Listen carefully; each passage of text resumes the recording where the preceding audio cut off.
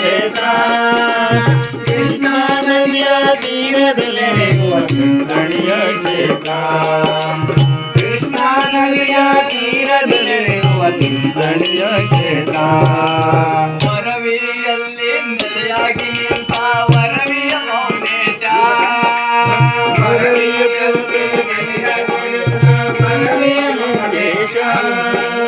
ವರವಿಯಲ್ಲಿ ನೆಲೆಯಾಗಿ ನಿಂತ